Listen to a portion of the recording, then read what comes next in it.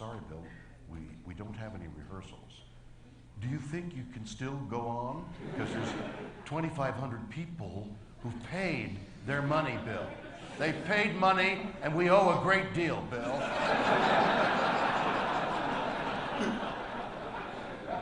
Of course. I'll go on. Let's say we try the, Chris and I were about the same size. So I put on this uniform, smelled a little of rose water.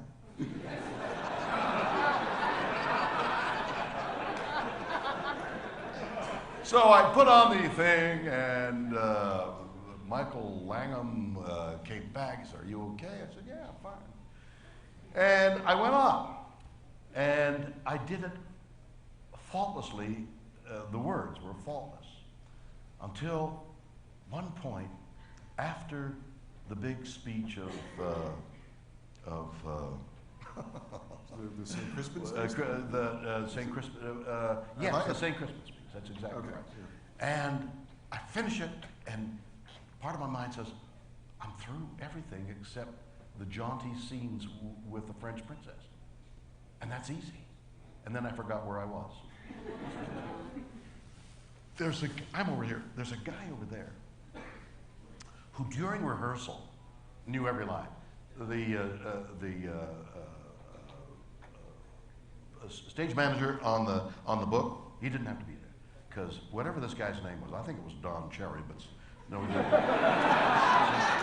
never been able to find a Don Cherry, but that's what Don is over there. I mean, Don would remember everything that you missed, any part. He knew the script inside and out. But now that I played Henry V's brother. So when I moved up to Henry V, Don moved into my role. And he's over there and I'm over there, and I see him, and he's my brother now. And I think, I can't think of the next line. It's a thrust stage, so there's nobody around to yell a line at you. I'm in the middle of the audience. I go over to Don, and I put my arm around him. I say, Don,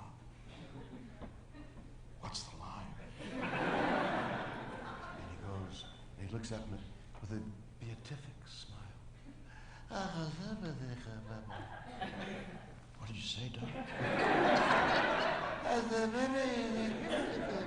He was totally in shock. Because what I was asking him wasn't Shakespearean. What is thou thinkest the next line should be, sir? Would have gotten a response.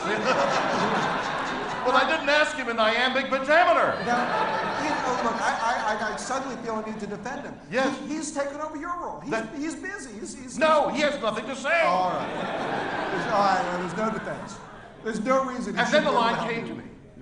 And I continued on. And it was over. And everybody thought it was pretty good. And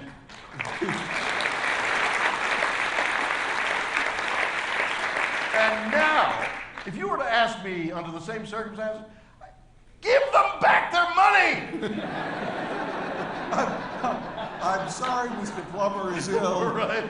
Enjoy Smack. Have dinner. Have dinner on our acting company. We'll all pay for it. You know, I think one of the reasons it's fun to talk about that is to talk about playing Henry V, to talk about these things that you did, because you live in a world that's made some decisions about who you are, and they don't necessarily agree with who you actually are. But who am I? Well, there you go. Well, now, if you find out, will you tell me? Well, let's jump to the period of time where I think the greatest cognitive dissonance between the experience you're having and what the world is thinking about you begins. What are you going to say? Well, there you go.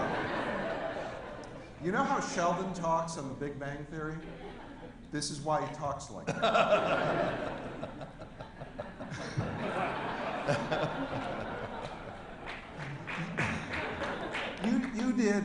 There was the golden age of television was an opportunity to do TV drama. This is the late 1950s, and you were part of the repertory company, the informal repertory company of actors who appeared in some remarkable, some unremarkable, but dramas on television. What an amazing, what a great school. Yeah. You worked with remarkable people worked on television at that time, and then you did guest spots. You did very famous guest spots on that. You were Rod Serling let you be terrified of a thing on the wing of a plane that scares me to this day. And then I read from you that to actually see the costume you do. How would you describe the thing on the plane? A moth-eaten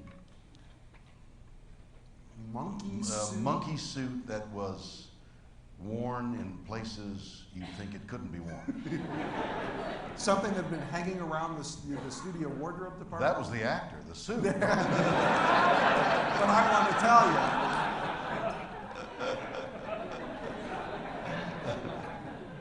But there's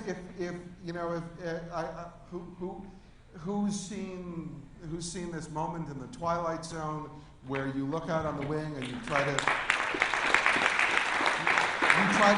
now and the character listen, there's a complex character. The character had been committed to a mental institution, so he was terrified and it's one of those things where you look at it now and it holds up fine. And you have to say the only thing that's making this work, it's a terrific script, it's a silly costume. The only thing that's making this work is a piece of acting. So so for years,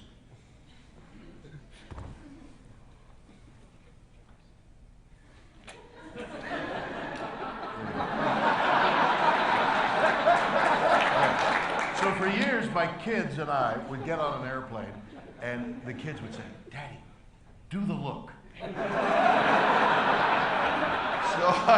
I'd go to the airplane window and say, "Stewardess, stewardess!" And she'd come over and say, "Yes, sir," and I'd go,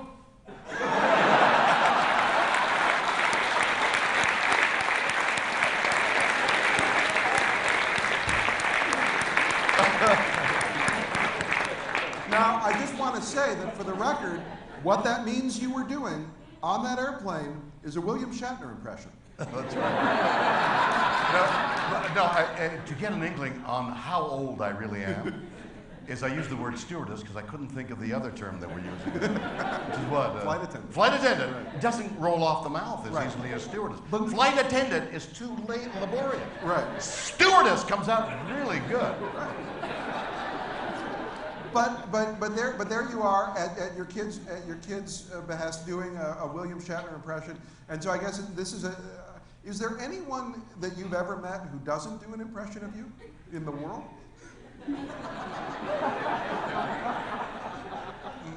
My wife has an impression, but it's of me. That just sort of occurred. I need to rework that. Yeah, I don't know. I don't know what they're doing. I once asked a question long before all this thing came out. I don't know what that is. Jimmy Stewart was the most imitatable. Often imitated. Yeah. Right.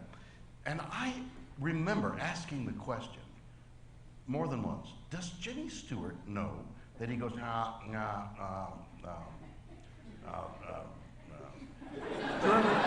Jimmy Stewart used to go on the Tonight Show and he'd read the poems he'd written? I've written a poem about a dog. And in fact, he speaks in a stentorian Shakespearean way, and he just assumes that role, including Gary Cooper. They all come from the same school. So now, do you do a Shatner impression? That's Gary Cooper. No, I know that. That's Gary Cooper. That's Shatner doing Gary Cooper. No, I don't know what the impression. I don't know what they're doing. You don't know what people are doing. Okay. Yep. All right. I mean, when I see it, I think I have frequently said to my wife, "Are they doing me?" And she says, "No." That's because she loves you. That's right.